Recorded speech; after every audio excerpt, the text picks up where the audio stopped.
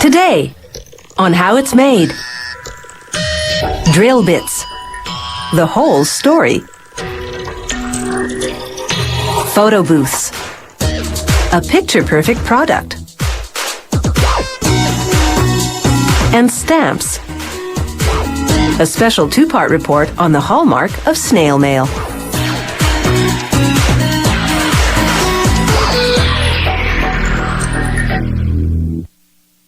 Drill bits are attachments you fasten to drilling tools. A taper point drill narrows to a point so the threads of the screw grab the wood. A countersink makes the top of the hole the same diameter as the screw head so that the head lies flush or below the surface. A plug cutter removes a round piece of wood with which you plug the hole afterwards to hide the sunken screw. Countersinks and plug cutters start out as steel bars. To make a countersink, this computer-guided tooling machine uses what's called a center drill to pierce a starting hole, then switches to its main drill, which bores right through. Next, it uses what's called a rough turning tool to shape the countersink's angled nose, then its body.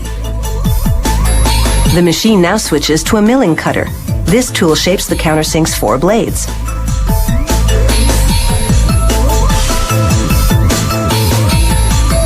A cross-drilling tool bores a hole for the 2 screws that'll hold the countersink to the drill. A tap cuts threads into the hole. Next, a tool called a dovetail cutter sharpens the blades. Then finally, a cut-off blade removes the tool.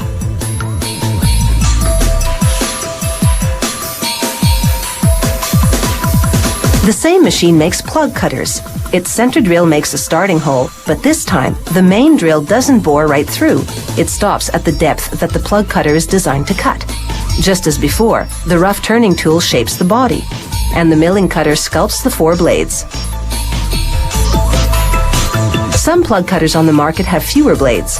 This company makes 4, so the cutter will clear the wood chips more efficiently when it tunnels into the wood. After the dovetail cutter sharpens the blades, a tool called a boring bar refines the hole in the center, making it the proper size. Another turning tool now forms the shank, the stem of the plug cutter that you insert in the power tool. Then the cut-off blade slices the tool off.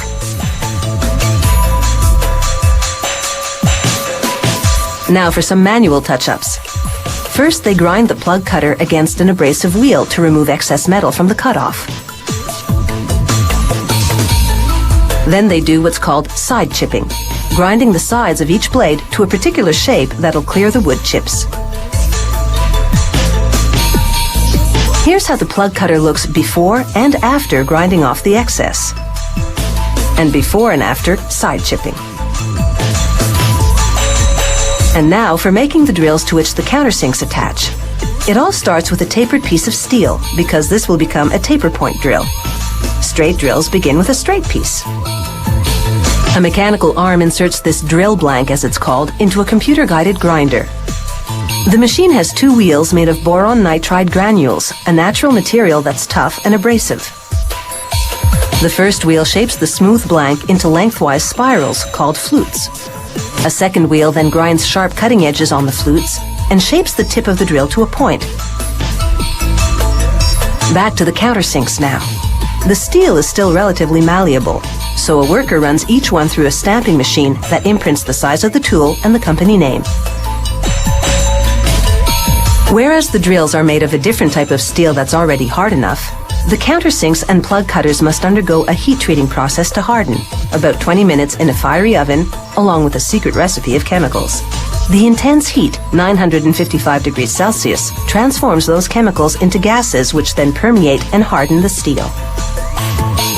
After cooling in warm water and oil for about 15 minutes, workers submerge the tools in an industrial-strength cleaning solution that removes all the oil grit. Then a bath in acid to remove soot from the oven.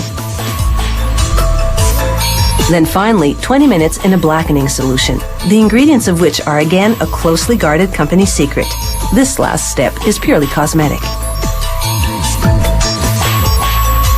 So, how do the 3 drill bits we've seen all work together? First, you use the plug cutter to make the plug. Then you pop out the plug with a screwdriver. Next, mounting the countersink, that black tool, onto the taper point drill, you drill a hole for the screw. Then you drive the screw into the hole, sinking it below the surface. Then you cap the hole with the plug.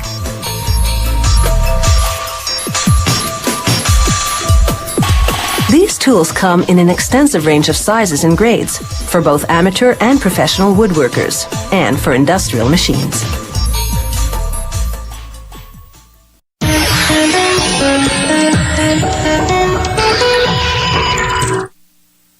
Photo booths were first introduced in the 1920s in the United States. Today, the small private cabins still enable us to be kooky in several snapshots or one large picture. The booths are quaint reminders of our pop culture, but they use the latest technology to make portraits worth treasuring. This model simulates a painting or drawing based on the photo it takes of you. To customize the pre-assembled cabin, a worker applies stickers to the outside. These advertise local businesses or the booth's eventual location, such as a shopping mall or amusement park.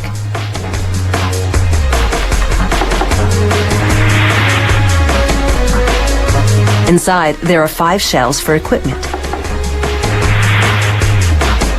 2 layers of plexiglass glued together will act as safety glass, protecting the equipment from vandals. It fits over an opening in the wall that divides the seating area from the camera and a TV monitor. The worker installs a metal plate in another opening. It will cover the coin acceptor and give the booth operator access to the money people pay to have their photo taken. The coin acceptor attaches to brackets on the back of the door. They'll program it to accept tokens or specific currencies. A black and white photo usually costs $3, color is $5.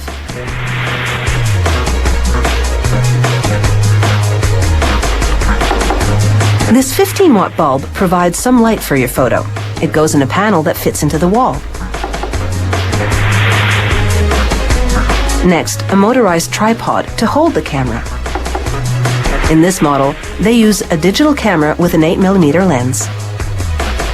Up and down buttons on the control panel adjust the camera angle. A computerized voice from a speaker will prompt you to make selections.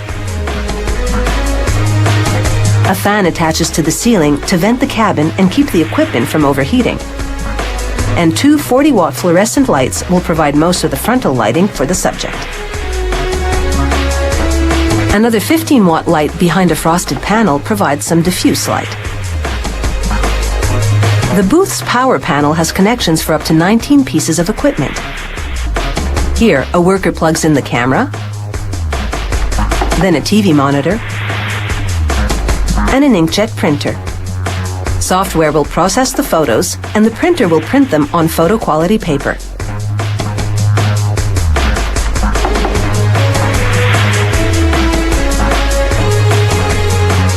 A plexiglass window protects a 38-centimeter monitor that's used for viewing and making selections. 2 other monitors fit in windowed panels on the outside of the cabin. The monitors all connect to the computer and show the same images at the same time, including what stage of development your picture is at. They install a dispenser that sells optional cardboard frames for your portrait.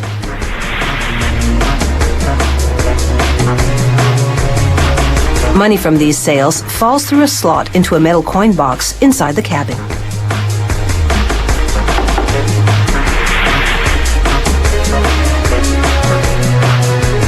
The dispenser holds up to 100 cardboard frames, each large enough to hold one portrait measuring 20 by 28 centimeters.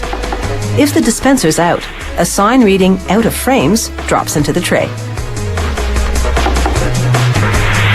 For security, the 2 doors enclosing the equipment each have 2 key locks, one at the top and one at the bottom. The worker installs 4 signs on the cabin roof. They're plexiglass boxes with vinyl posters and fluorescent lights. The cabin's curtain lets you make goofy faces in private, but is short enough to let people know you're in there. Inside the cabin, the control panel helps you guide the camera. You press up or down to adjust the camera angle,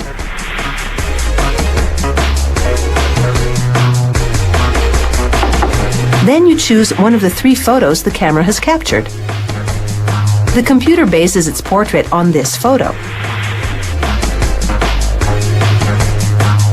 You can tell it to make a caricature, a simulated work of art, or 4 small portraits in different artistic media.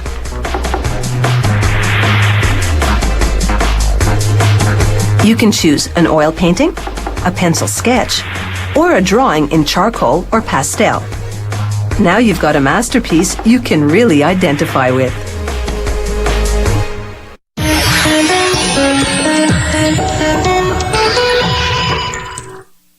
The world's first postage stamp was introduced in England in 1840 as part of a major reform of the postal system. Until then, the letter recipient had to pay the postage. This first stamp was called the penny black because it cost 1 penny and featured Queen Victoria's profile on a black background.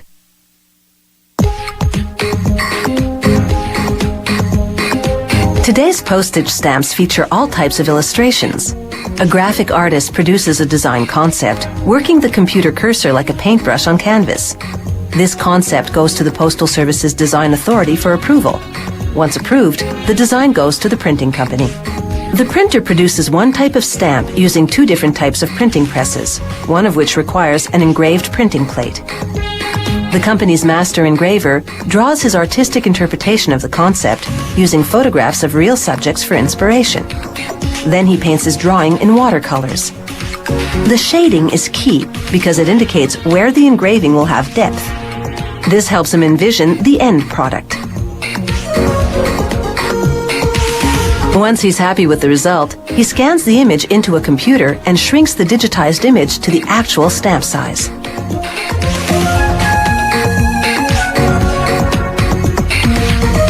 Then he lays a sheet of clear acetate over the reduction. With a tool called a point, he etches the main elements into the sheet.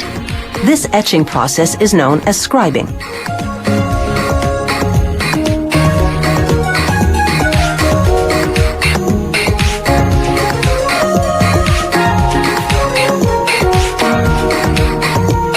Now he tapes the scribed sheet onto a piece of soft steel. He lifts the sheet and coats the metal surface with beeswax.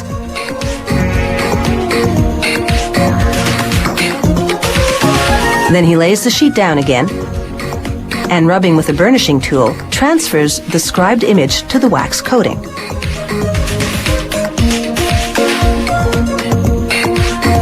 Now, under a microscope that magnifies the image 7 times, he etches the design using what's called a pointing in tool.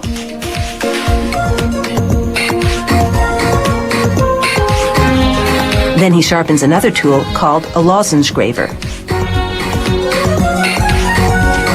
With that, he deepens the etched lines of the design's focal point. This adds depth, which will make the deer appear almost 3-dimensional on the finished stamp.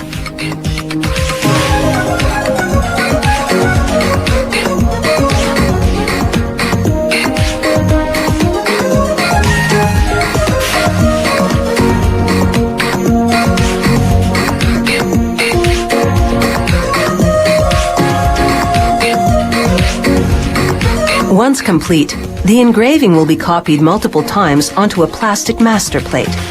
Workers coat the plastic with silver so that it will conduct electricity, then submerge it in a bath containing baskets of nickel. They run an electric current through both the bath and plate. This dissolves the nickel and draws it onto the plate in a thorough and even coat. With a nipping tool, workers remove the excess nickel along the perimeter, then extract their nickel printing plate. Then they plate the nickel plate in chrome. Now it's ready to go onto the intaglio printing press, a specialized machine used to print only select elements on certain types of stamps. We'll explain why later. This machine, meanwhile, produces the templates for carving what are called shablons, the rollers on the intaglio press that transfer ink to the printing plates. Here, the machine traces a pattern for one of the stamp's intaglio elements, guiding a router on the other end to reproduce it in half the size in thick plastic.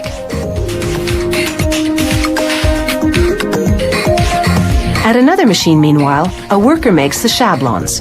He takes several ingredients, what they are is a closely guarded company secret, and pours them into a roller-forming machine. The mix heats to about 180 degrees Celsius, and over about an hour and a half, it thickens and hardens. Now, an automated router machine with multiple heads goes to work. Following the plastic template, the heads carve away at the rubber, leaving behind a raised design in the shape of the elements the intaglio press will print. It's this raised area that transfers the ink to the printing plate.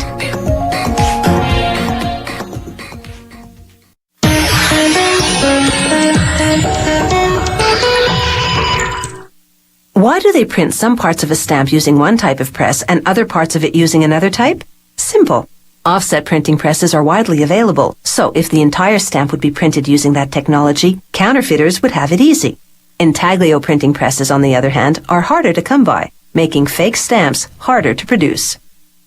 The sheets first run through the offset press. It prints one color at a time, inking a separate printing plate for each color. The plate is wrapped around a cylinder. As it revolves, the plate transfers, or offsets, the ink image to a rubber cylinder rotating against it. As that cylinder turns, it transfers the image to the paper passing underneath. A Postal Service official inspects the press output. Using a magnifying glass, she scrutinizes the color and print quality, circling any problem areas for the press operator to investigate and correct. Now the offset printed sheets move on to the intaglio press. The intaglio's shablon rollers spread ink over the printing plate the factory produced from the engraving. The ink fills the recessed lines of the image. The press runs the plate against the paper sheets, transferring the image. Intaglio printing leaves the ink slightly raised above the surface of the paper. This gives the image height, a third dimension.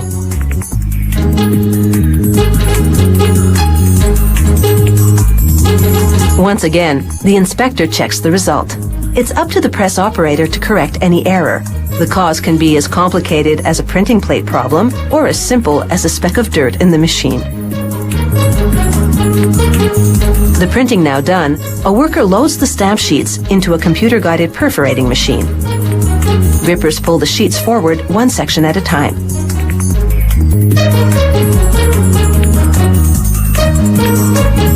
Down comes a die with rows of steel pins, each just a millimeter in diameter. They punch through the sheet, framing each stamp with tiny holes spaced precisely 1.5 millimeters apart. The machine knows just where to punch these perforations by reading the line of fluorescent ink that runs along the borders of each stamp.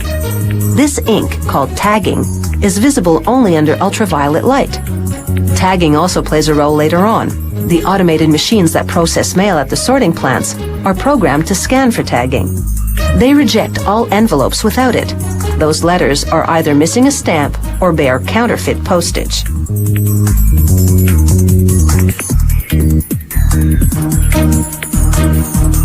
After stacking the perforated sheets, workers trim them down to the finished size, usually sheets of 10, called panes. The trimming machine is appropriately called the guillotine, but unlike the head-chopping version, this one slices with a sideways shearing action. That puts less wear on the blade. The machine holds the stack in place with 4,000 kilograms of pressure so that it doesn't budge under the weight of the blade, which rings in at almost 32 kilos.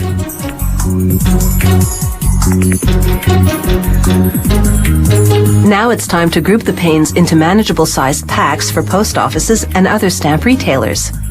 This machine is called a vacuumatic counter because it uses suction to draw the panes across a paddle wheel, which counts them.